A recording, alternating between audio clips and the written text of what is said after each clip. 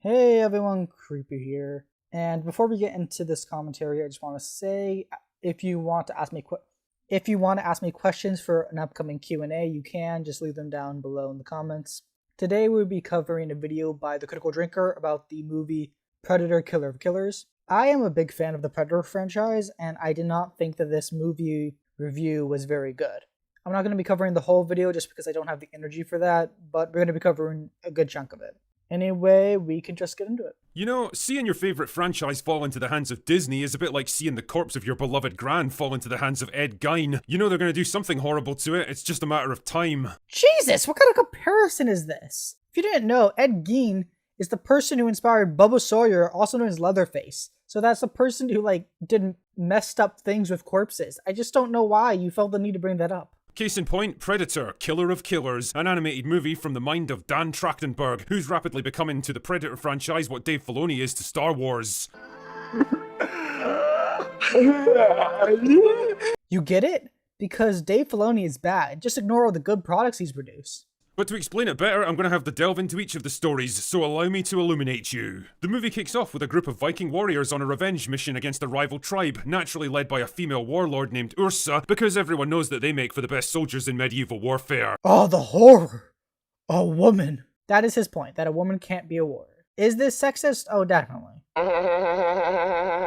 the love of all things good, stop putting these annoying clips all over your video. They don't make the video better, and just make the video harder to watch. What can I say? It's a Disney movie. Of course they had to have a girl boss at the center of everything. You were literally showing a clip from what appears to be a Terminator film. A film franchise that does have a girl boss, Sarah Connor. Of course, you only have a problem with girl bosses if it's in films that are from the 2020s. If it's from the 90s or before, girl bosses are fine for some reason. The third story's set during World War II, where a young pilot named Torres discovers that a Predator ship is attacking the other aircraft in his squadron. A super advanced spaceship armed with particle beam weapons versus World War II fighter planes? Guess who comes out on top there? Wow, I can't believe that one of the main characters of a film beat the odds. When has that ever happened before? Anyway, Torres has to use his unconventional flying skills and some very quick thinking to take out the enemy before it kills any more of his men. And if that was where the movie ended, I would have been fairly happy with it. Yeah, the Torres story was kinda goofy and the action scenes were so far outside the bounds of reality that it makes the Fast and the Furious franchise look like the pinnacle of gritty realism.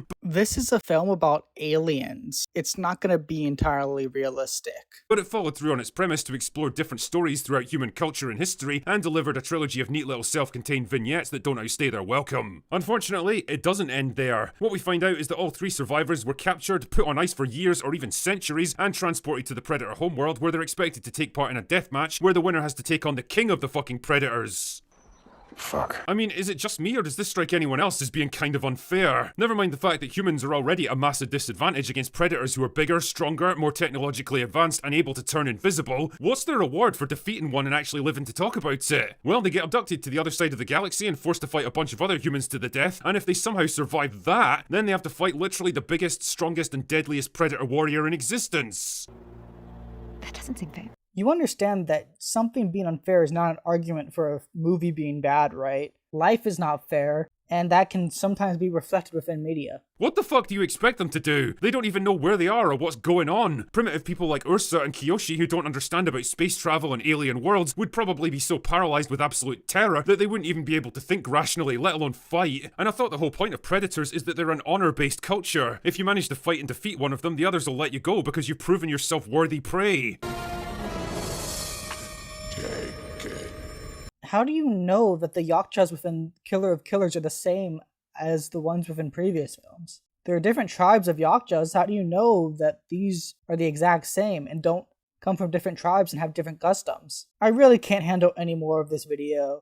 But if you like the one that I am currently making, you can consider liking and subscribing. And also, I always take suggestions for what to cover. So if you want to give a suggestion, you could write it down in the comments down below. And as I stated before, I'm doing a Q&A. Creeper out.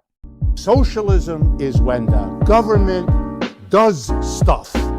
And it's more socialism the more stuff it does. And if it does a real lot of stuff, it's communism.